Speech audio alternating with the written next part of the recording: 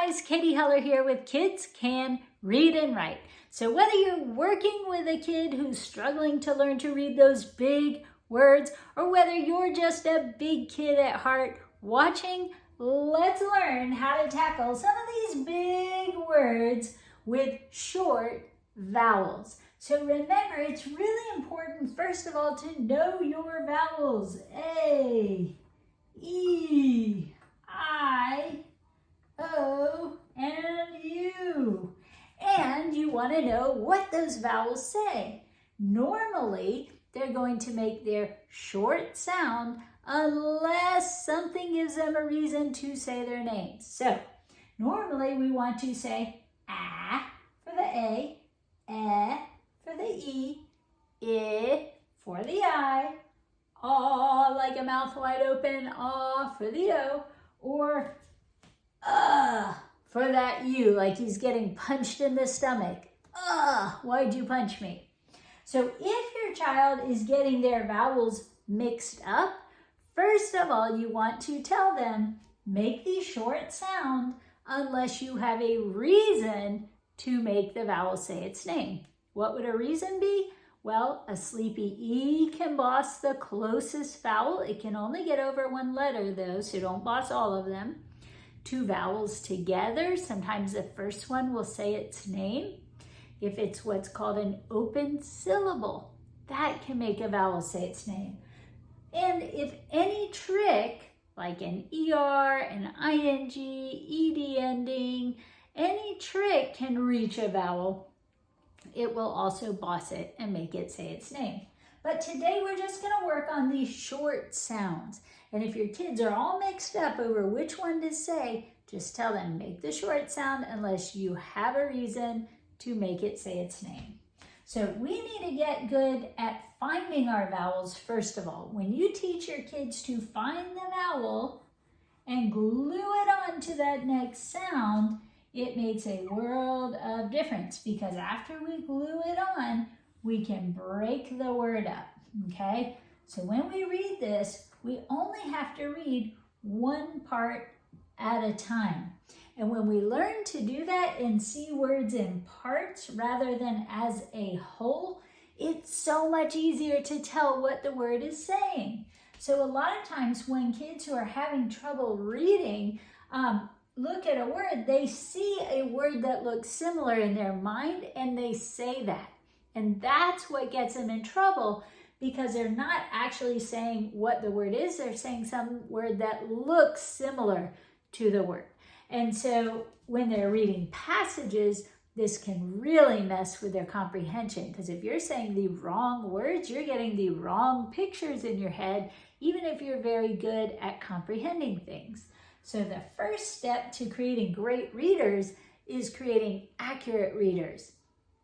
And to help your kids read big words, you just want to teach them to see the word in parts. So if they can read this, in, they've already got that whole first part. This one, sol, they've got that, in, sol. Then we just read the last part, ed, ted, okay? Now they just put the parts together. Insulted, like, he just insulted me. So insulted. So do you see how easy it is to read in parts? We just have to find that vowel, go one past, break it. Find that vowel, go one past, break it. Now in this case, we're only leaving that. You could just put that with this because it's not a whole chunk, but if you want to, you can break it. These are not like, if you don't do this, you will never read the word rules. These are guidelines, okay? So alter as needed. But here we go. If we read the first part, sus,